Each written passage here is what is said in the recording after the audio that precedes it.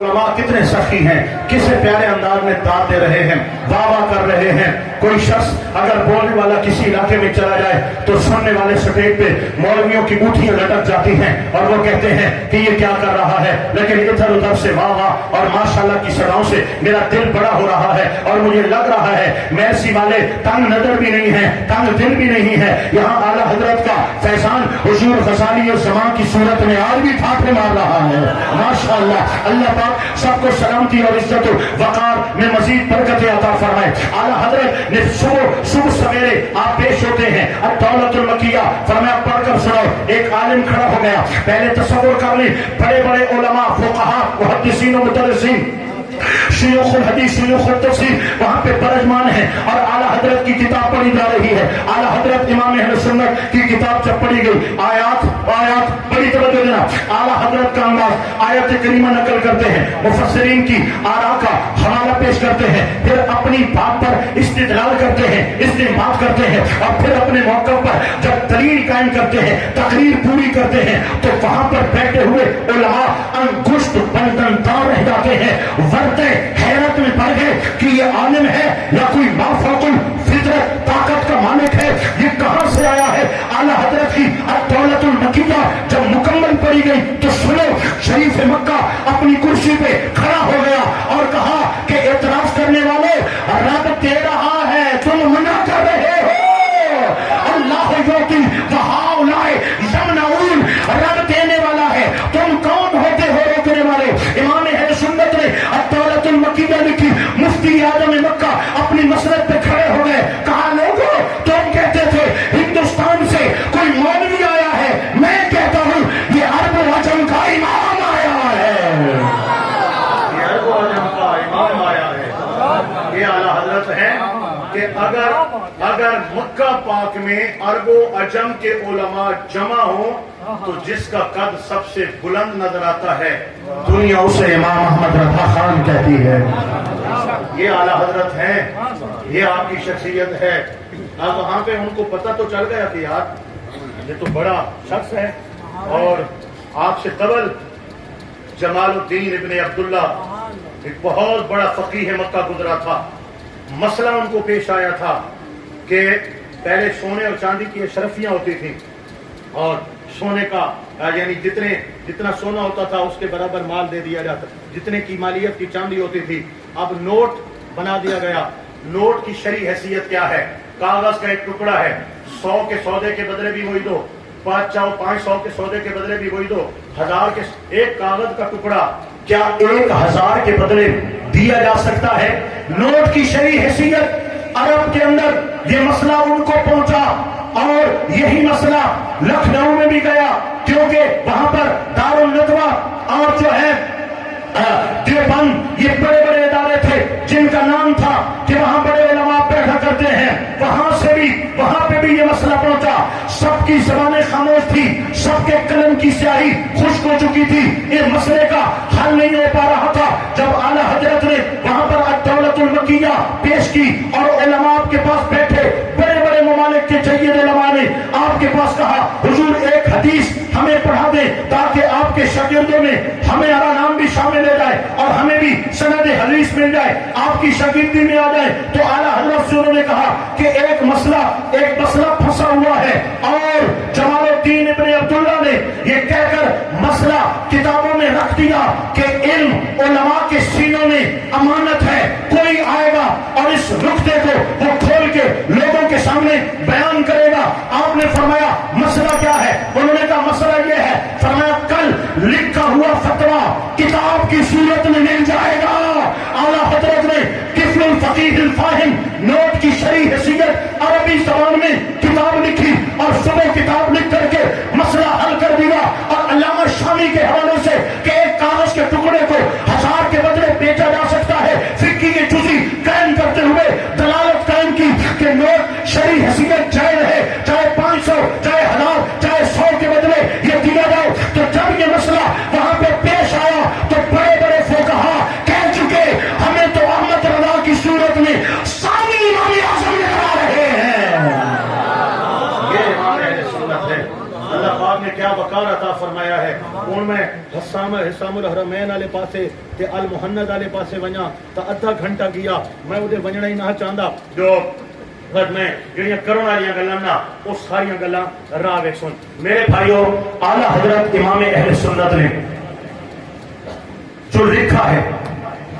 آپ کے لکھنے کے مقاصد کیا تھے آپ کے لکھنے کے مقاصد کیا تھے مقاصد بہت ہیں جن میں سب سے بڑا مقصد ہندوستان اور دنیا بھر کے مسلمانوں کے عقائد کا تحفظ تھا اور باطل قوتوں کے پیدا کردہ وسواس خدشات اور اعتراضات کا مدلل توڑ پیش کرنا تھا اس مقصد میں اعلی حضرت کس حد تک کامیاب ہوئے اعلی حضرت نے وہ ضربیں لگائی کہ ان کی چیخیں حرمین شریفین تک سنائی دیتی رہی میرے اعلی حضرت وہاں بھی پہنچے حسام الحرمین حرمین شریفین کی تیز دھار والی تلوار کی صورت میں کتاب لکھی زخمی ہو کر یہاں لوٹے میرے امام نے 35 حرمین کے علماء سے دستخط کرائے کہ جو احمد رضا نے جس پر جو فتویٰ لگایا ہے حق ہے سچ ہے آج بھی حسام الحرمین اردو ترجمے کے ساتھ 35 علماء عرب و عجم کے دستخط کے ساتھ موجود ہے اس بات کا بین ثبوت ہے احمد رضا نے جو لکھا ہے حق لکھا ہے سچ لکھا ہے اعلیٰ حضرت نے ختم نبوت پر لکھا اور مسلمانوں کے دلوں کو یہ روشن کر دیا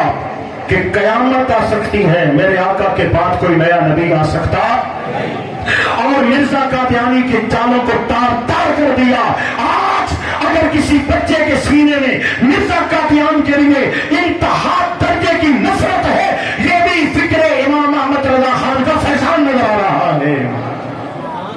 بڑے بڑے جبوں اور دستار میں ملبوس لوگ توحید کے نام پر میرے آقا پاک کی عزت اور ناموس پہ حملہ آور تھے یہ کو کرنے والی باتیں تھی آقا پاک کے علم کو مختلف جانوروں سے نسبتیں دی جا رہی تھی معاذ اللہ اللہ پاک پر جھوٹ کے الزام اور بہتان اور اس پر دلائل قائم کیے جا رہے تھے میرے آقا پاک کی ختم نبوت آیت نص سری خاتم النبیین کے الفاظ کا ترجمہ الٹ پلٹ کیا جا رہا تھا اور جناب اس کے خلق ملک معنی پیش کر کے نبی کے بعد کوئی اور نبی آ جائے تو حضور کی ختم نبوت میں فرق نہیں آتا ایسا خلیص عقیدہ قوم کو دیا جا رہا تھا الغرض جس نے میرے آقا کی عزت و ناموس کے خلاف قلم اٹھایا ہے میرے امام نے دندان توڑ جواب دے کر عقیدہ حق اہل سنت کی محافظت بھی کی ہے اور آج اگر ہمارے سینے میں گستاخوں کے لیے نفرت ہے اللہ کی قسم فیضان امام محمد رضا خان نظر آ رہا ہے اب یہ اہل سنت کا ہے بیڑا پار اصحاب حضور نجم ہے اور ناؤ ہے اطرت رسول اللہ کی ہاں ایک قوم ناصبیت کی طرف چلی گئی اور یزید کو امیر المومنین کہنے لگی اور میرے آقا پاک علیہ السلام کی آل کے خلاف بونگیاں مارنے لگے بکواس کرنے لگے اور ایک قوم رافضیت کے سانچے میں ڈھل گئی میرے آقا پاک کی ازواج اور خلفائے راشدین اور افضلیت صدیق اکبر اور صحابہ کرام کی عزتوں پہ حملے کرنے لگے ادھر ناصبی تھے ادھر خارجی تھے ادھر رافضی تھے اور ادھر قادیانی تھے میرے امام نے اہل سنت کی ترجمانی کرتے ہوئے فرمایا اہل سنت کا ہے بیڑا پار اصحاب حضور نجم ہے اور ناؤ ہے اطرت رسول اللہ کی اہل سنت تمہارا بیڑا پار ہے تم نبی کے صحابہ کے بھی نوکر ہو نبی کی آل کے بھی نوکر ہو یہ اعلیٰ حضرت کا انداز ہے شان اہل بیت نبوت بھی بیان فرمائی ہے شان صحابہ کرام بھی بیان فرمائی ہے اور دلائل ایسے دلائل باہر قائم کیے ہیں کہ عقلیں حیران ہو جاتی ہیں اور آنکھیں ششتر رہ جاتی ہیں آئیے میں بات کو تھوڑا اور سوکھا کروں ٹھیک ہے جی پریشان تو نہ گھنٹہ دیجیے گھنٹہ ٹھیک ہے نا بس تھوڑا جی 15-20 منٹ اور کر کے نا میں انشاءاللہ گل مکون والی کرے نا ذرا سبحان اللہ تو اونچا ہو جائے یہ جو ذرا سرائکی دی گریوی لا چھوڑے نا مینوں سرائکی تقریر آندی نہیں ٹھیک ہے نا ذرا تانوں لذت واسطے اے جڑا اعلیٰ حضرت امام احمد رضا خان تاجدار بریلی ترجمہ قرآن لکھا ہے اس ترجمے کا نام کیا ہے کنز الایمان ترجمہ قرآن لکھنا بڑا اوکھا ہے کیونکہ ایک آیت دا ترجمہ کرن واسطے ایک تا عربی لغت دیاں کئی کتاباں و ترکیباں و صرف نحو دے نال دلیلاں اے چاہیے لفظی ظاہری ترجمے واسطے وقت پسے پردہ شان نزول وقت اس تو بعد کہنے متعلق نازل ہوئی ہے کس وقت نازل ہوئی ہے اور یہ تمام چیزیں دیکھنے تو بعد قرآن پاک دی کسے ایک آیت دا ترجمہ کیتا ویندا ہے اور ترجمہ کرنے والا یہ لکھا ہے کہ اساں جس ٹائم قرآن دا ترجمہ کرن بیٹھے ہاں ایک آیت دے ڈا دہاڑے اڑے رہے ہاں اور جناب اساں کتاباں کنگالیاں مفسرین کرام دی آراء کنگالیاں بڑی مشکل تو بات بن کے فیصلہ دی ہے کہ اس لفظ نوں کیڑا جامہ پہنایا ونے اور کیا ترجمہ کیتا ونے یعنی قرآن دا ترجمہ کرنا یہ کوئی عربی تو اردو ٹرانسلیشن نہیں ہے بلکہ اس کے پیچھے ایک پوری تاریخ ہونی ہے شان نزول ہو گئے پورے دین اور عقائد کے معاملات ہونے تاکہ کسی عربی آیت کریمہ آیت مبارکہ آیت قرآن اردو کا سانچہ دیتا رہتا ہے لیکن اعلیٰ حضرت کی وسعت علمی دیکھو اعلیٰ حضرت کی بارگاہ کے اندر صدر الشریعہ بڑی توجہ روایت مولانا امجد علی اعظمی رحمت اللہ علیہ فرمانے میں کئی بار اعلیٰ حضرت کو عرض کیتا حضور لوگاں ترجمے کیتے تے بڑی غلطیاں کر گئی ہیں مہربانی کرو تسا کوئی قرآن پاک کا اردو ترجمہ جڑا آسان بھی ہوئے اور این شریعت کے مطابق ہوئے مزاج رسول اور مزاج قرآن کے مطابق ہوئے آپ ترجمہ فرمایا میرے کوئی ٹائم کو نہیں کہ نہیں استوی توجہ نشا فرمایا وقت میں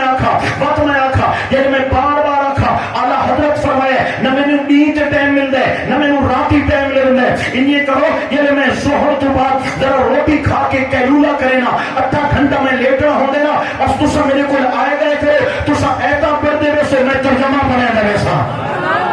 میں ترجمہ کرے دے ویسا مولانا امجد علی اعظمی فرمانے کہ اعلیٰ حضرت کیلولے واسطے لیٹتے آنا تو میں قلم کاغذ کھن کے پہنچ میں نا میں آیت پڑھ دوں اعلیٰ حضرت ترجمہ میں آیت پڑھ دوں اعلیٰ حضرت ترجمہ میں آیت پڑھ دوں اعلیٰ حضرت ترجمہ لکھ رہے ہیں کہ رات تھی نہیں آئی نا تو میں اعلیٰ حضرت ترجمے لے آئے تھا میں تفسیرن یا کتاباں کھولے نا ایک آیت رو اور اکابرین دیا تفسیرن دے سامنے پیش کرے نا خدا دی قسم ہے اعلیٰ حضرت نے اس آیت بھی ترجمہ لکھا ہے میں ہر آیت کے اندر اکابرین دیا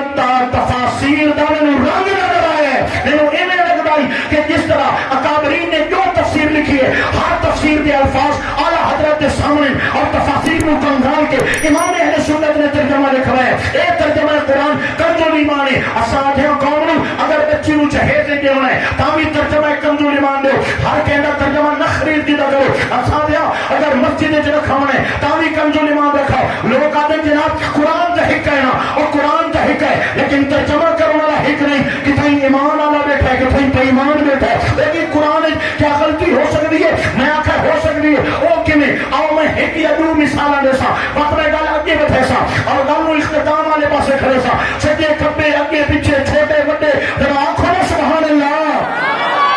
اور جناب قرآن وچ کیویں فرق ہو سکتا ہے میں آخر لوگاں نہ اللہ دی ذات دا خیال کیتا ہے نہ مصطفیٰ پاک کے مقام دا خیال کیتا ہے ما کرو و ما کر اللہ واللہ خیر الماکرین اذا لوگاں لفظی ترجمہ کر چھوڑے کہ انہاں منافقہ بھی مکر کیتا تے اللہ بھی مکر کیتا نعوذ باللہ تے اللہ سب تو بڑا مکر کرنے والا ہے انہاں بھی دھوکا کیتا اللہ بھی دھوکا کیتا اللہ بڑا دھوکے والے نعوذ باللہ بڑا دھوکے کرنے والا ہے انہاں جناب والا فریب کیتا اللہ بھی فریب کیتا نعوذ باللہ میں آخر ہن پر ترجمہ خدا نو فریب بھی آدھے خدا نو مکر آدھے خدا نو دھوکا بعد آدھے اور یہ لفظ مکر ہے اور ترجمہ کیا کر رہا فرمایا مکر یہ اور واسطے استعمال کی تھی میں نہ ہو رہی یہ اللہ کی ذات واسطے استعمال کی تھی میں نہ ہو رہی میرے امام نے قلم اٹھایا مکر و مکر اللہ واللہ خیر الماکرین ان منافقوں نے مکر کیا اللہ نے اپنی تدبیر فرمائی اور اللہ کی تدبیر سب سے بہتر ہے یہ حال ہے اس قوم دا انہیں اندے لے بندے جڑا بزرگاں لکھ دیتا ہے بس پڑھ دے بنے دسو یہ تو بزرگ نے لکھا ہے یہ خدا دی شان دے خلاف نہیں. اللہ دی ذات واسطے کیا کیا لفظ استعمال تھے؟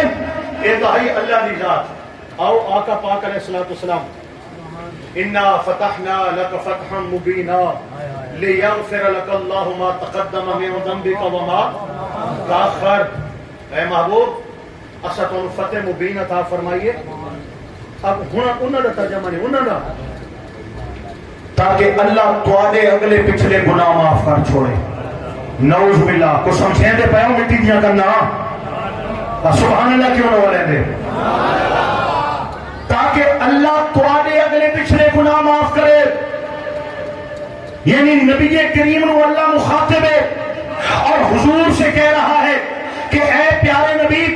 تو نے جو پہلے گناہ کیے ہیں میں وہ بھی معاف کروں گا, جو بعد میں گناہ کیے ہیں میں کرے گا میں وہ بھی معاف کروں گا. نعوذ باللہ اگر اس آیت کے ظاہری ترجمے پہ توجہ دی جائے تو نبی کو گناہ گار قرار دیا جا رہا ہے. نبی سے پہلے بھی گناہ ہوئے اور بعد میں ہوں گے. یہ مقام عصمت, مقام معصومیت اور مقام نبوت کے خلاف ہے اور یہ کفریہ انداز ہے. عقائد کفر سے یہ تعلق رکھتا ہے. اعلیٰ حضرت یہاں پہ طلب کے ظالمے نبی کو گناہ گار قرار دے دیا. تمہارا قلم ٹوٹ کیوں نہیں گیا اور تمہاری آنکھیں پھٹ کیوں نہیں گئی اور تمہارے سینے پھٹ کیوں نہیں گئے؟ کیا کیا ہے تم نے؟ اعلیٰ حضرت نے قلم اٹھایا, فرمایا میرا رب کہہ رہا ہے لیغفر لک لک کا معنی تیرے واسطے تیرے واسطے تیرے واسطے محبوب, تاکہ تیرے صدقے تیرے اگلوں کے بھی گناہ معاف کر دے, تیرے پچھلوں کے بھی گناہ معاف کر دے. ہاں تیرے صدقے تیرے صدقے تیرے صدقے. ایک جھلک دینے جا رہا ہوں, سبحان اللہ نہیں بولو گے تو میں سمجھوں گا بات سمجھنا آپ کے پاس کی بات نہیں ہے. تیرے اگلوں کے گناہ تیرے پچھلوں کے گناہ مطلب کیا ہے؟ اے حبیب کوئی اول السابقون الاولون ایمان لایا, کوئی ہجرت کے بعد ایمان لایا, کوئی بدر سے پہلے ایمان لایا, کوئی بدر کے بعد ایمان لایا, کوئی فتح مکہ سے پہلے ایمان لایا, کوئی فتح مکہ کے بعد ایمان لایا. نہیں پوچھوں گا کون کب لایا ہے. جو پہلے آیا ہے وہ بھی بخشے جائیں گے, جو بعد میں آئے ہیں وہ بھی بخشے جائیں گے.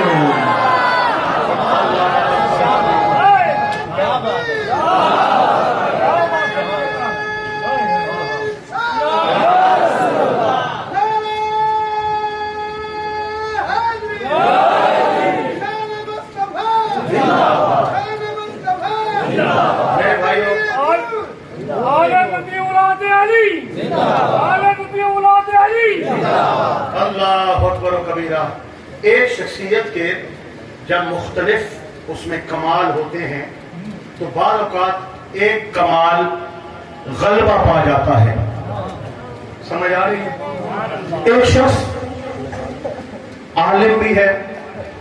قاری بھی ہے, خطیب بھی ہے, امام بھی ہے, مدرس بھی ہے,